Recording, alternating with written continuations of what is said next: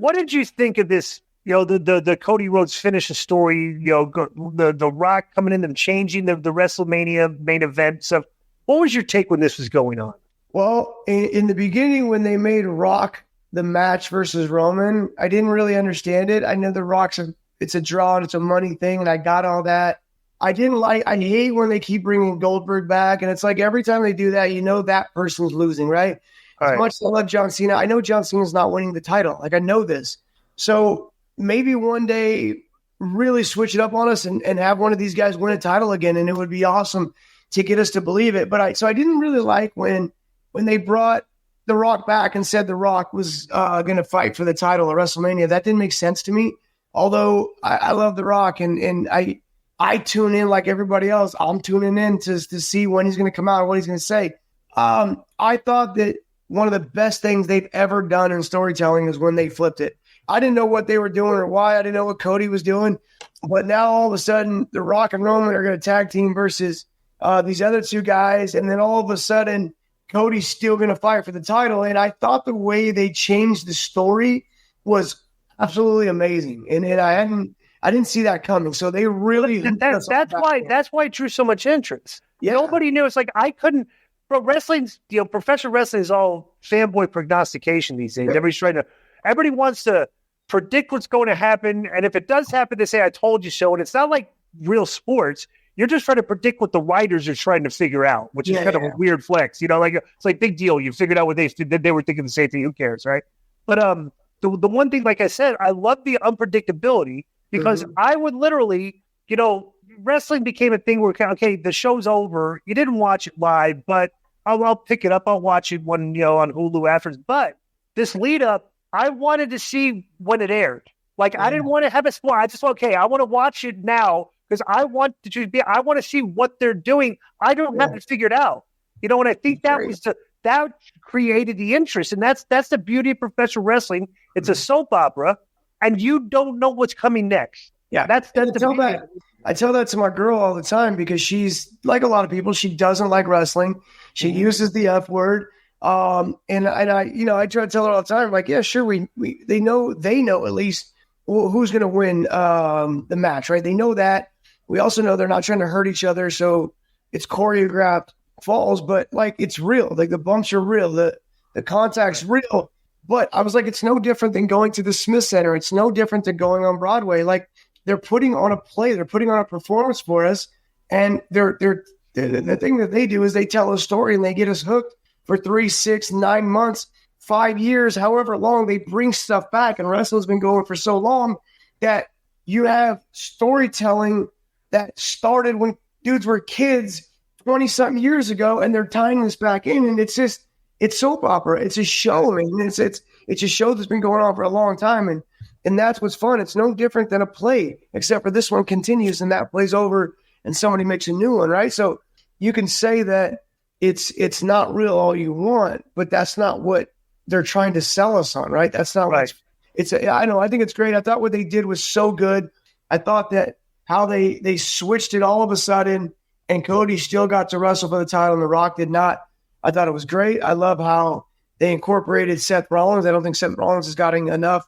I don't think he's got enough credit for what he's done for Cody versus Roman all this time. Like this guy was a major part of this and he doesn't get his love for that, which I thought and it sucks if he really got hurt because, wow, what a bad time to get hurt. But bro, this is how good the product's been lately.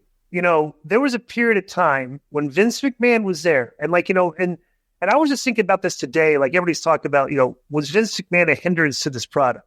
And I was just thinking, all you really got to do is think all the years that he refused to take the top babyface that was getting booed out of the building, John Cena, Roman Reigns, and refused to turn them heel.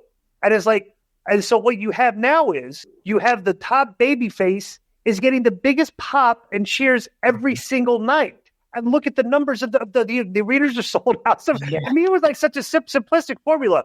Bro, put people in positions of good versus bad, your best good guys versus your best bad guys, and play on that. And this is fans just gravitate to that, and they start because it's a simplistic story, and that's what professional wrestling is. And Yeah, we've all been so locked in. Like it's really has got us all locked, man. Like people just can't wait to tune in. The ratings have, I'm assuming, been way higher than ever before. unbelievable.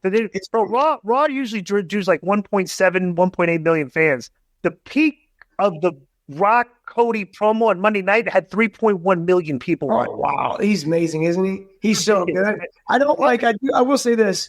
I don't like the finish the story.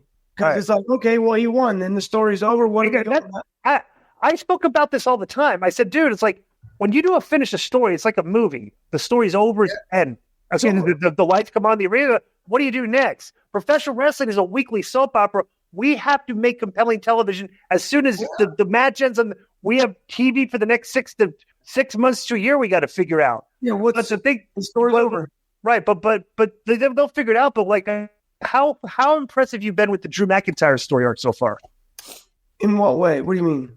His work, just like his interviews. I don't think stuff Drew gets enough credit either. I think he's been amazing as well, and he's kind of just sit back on the cut since he was the champ, and then it's like, bye. Whatever you want me to do for me, sure. And then I don't get anything out of it. I can see Drew. I don't know Drew, but I can see him probably being pretty frustrated behind the scenes because I think he deserves better than what he's been given. And I think he puts a lot in. I think he's great. He's one of my favorite guys. What's your take on Jade Cargill so far? She's just a freak to look at. She's not human. You know Brandon Phillips' wife. Yeah, I saw that. You know, it's pretty funny. No, get all this too. Do you know that Yu Darvish is married to a Japanese women's wrestler that she's like the champion over there and stuff? No, I didn't know that. Yeah, that's pretty funny, right? Yeah. So, yeah, dude. And I'm assuming Jade Cargill is probably young to give Brandon Phillips. He's a little bit. He's in his 40s, right? Mid-40s. Yeah, I think she's 31 or 32 years old. Big discrepancy. She can probably pull anybody she wants in the prime right now, and she goes and gets this old man in BP, but he's always had the gift of gab, man. The guy can talk. He's got game. There's no question. What about the rest of the main event, the night 2 main event? How big of a pop was it when the lights went up and they did the Undertaker bong? Did you pop on that? Hey, people Bro, you never think that he's going to be the one that comes back. You never think of him. He never shows up. It doesn't seem like. They said it was the greatest WrestleMania of all time. I don't know what you think about that comment, but it definitely was a good one, right? I'll say this. Okay, this is what. Well, the fact that people are saying that, I said going into this, dude, this is the first WrestleMania without Vince McMahon. It's also the first WrestleMania the TKO, that company, and they paid. Plus I said they paid $9 billion for the product. Okay. If this thing is not one of the best of all time, because they're definitely in their mind, we have to make this a big deal because, bro, we spent a lot of money here. We got to start getting return on our investment. Like, bro, I think they hit it out of the park. I thought that was. I know that they have to say this. They got to get us believing this because you're right. There's a lot of that factors in. I just think that you can't compare generational stuff, brother. But again, WrestleMania was at 3. Mm-hmm. Like, there's just some things that just transcend and transform life. And when Hogan fights the Andre the Giant and he slams Andre the Giant, and it just goes down in sports history as one of the greatest moments of all time. I couldn't tell you anything else that happened on that card. I don't think a lot of us could, but it's WrestleMania 3 and Hulk slams. How impressive you've been with Logan Paul. He's amazing. What a freak athlete. Oh, he's had 11 matches. That's it. Oh, yeah, the fact that we even know that, Tish. I mean, these guys wrestle every week. You get 11 in a 40 span, I'm sure, before. It's so impressive. I love when you see like him and Kevin Owens are supposed to have this spat, right? Right. On TV, Kevin Owens said something like, "You're not that good," and then on TV, he's like, "No, I actually take that back. You're actually way better than you should be right now." And for him to even say that on live television is really neat. Bro, Logan's so good on the mic too. He just has so many good lines. It's like, do you think he's good on the mic? Oh yeah, I think he's fantastic, bro. Just like the little zingers, because his character is such a typical LA douchebag. Oh, okay. Like the pretty boy athlete, that's cocky, but he can whip you, so you make him even more annoyed at him and something. And plus, he calls Kevin Owens like if Reddit was a person. It's like, bro, he's just got some great. The guy's great on the shtick, So yo, what's up? I just want to thank you guys for watching this clip. Don't forget to hit the like button, leave a comment, and subscribe. And join our YouTube membership for hours and hours of exclusive, unedited, uncensored content. And being a member will help you get involved in our upcoming live streams. Thank you for your support. Thank you for riding with us. I know you got a lot of other podcast choices, be it wrestling or other ones. And thank you for picking us. Boom.